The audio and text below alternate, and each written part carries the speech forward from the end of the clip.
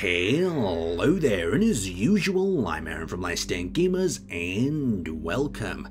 So today we're taking a look at 3 different tactical flashlights perfect for airsoft applications. Now if you're like me and you've ever bought into the cheap airsoft replica market for flashlights, you know that they're guaranteed to either last you 3 minutes or 3 days, but the most important thing is they're going to go down on you when you need them the most, leaving you in the dark without a clue at what's going on around you. Now if you look at the other end of the spectrum, you've got things from the real steel sort of world like Surefire and whatnot, and the problem with that is they have a big price tag attached to them, something I just couldn't justify. So I had a look around and came across Olight. Now after coming across Olight, I reached out to them to see if they would give us anything to have a review of, and they came back to me with 3 lights to actually have a look at. So what you'll notice about this, first off, is its lovely sort of CNC body as well as the clip. The clip can be mounted both ways if you're going to use it in that form. For me, not going to happen, it's going to be mounted on the weapon. And then we have the pressure switches. So first off, we have this little pressure switch on the top. That one click activates the flashlight, holding it down, cycles through the various different modes, great. But most importantly, when you turn it off, it'll remain on whatever mode you've left it to, so you won't have to recycle.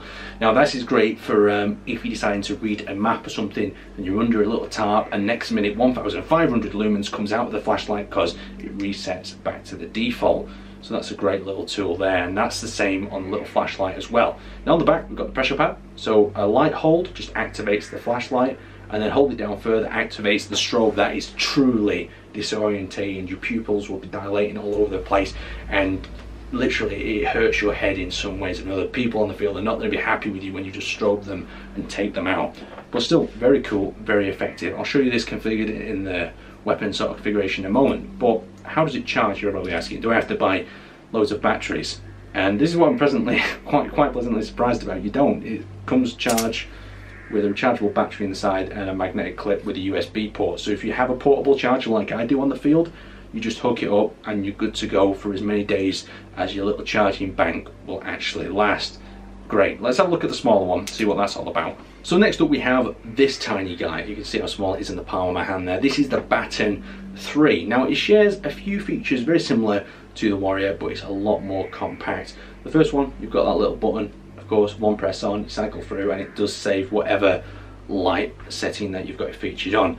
Now recently my girlfriend's been testing this one out. She's been using it to walk from a car in the dark. It's great, it's compact, and on the airsoft field this is my little map light. I've been using it as a little to quick check my map, quickly check my details, especially in the dark. When you tuck yourself into a dark room, you can quickly check it underneath a tarp or whatnot, and you can be back out on the field. It means you don't have to struggle around trying to get your weapon to aim at it if you can't see it like that, or do something else. You just clip it back onto your weapon with the little clip and you're good to go for a lot longer. And because it's compact, easy to use, it's great, and it can even just be thrown in your pocket if you need it. So that is the Baton III, a very powerful, very small light. And once again, this one comes with its own little charging dock, so you just plug it in and it's good to go. Now let's have a look at the pistol variant. Now the pistol model offers only 1200 lumens, but still, as you can tell, it is bright enough to blind a target. It's accessible, it's got ambidextrous controls from either side, so if you're a left or right-handed shooter, you can obviously access the pressure pads, and we also have on this side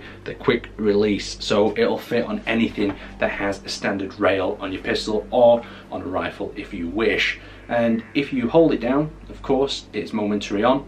If you click it, it activates permanently on. And if you access both sides, it enters it into strobe mode. That is extremely disorientating.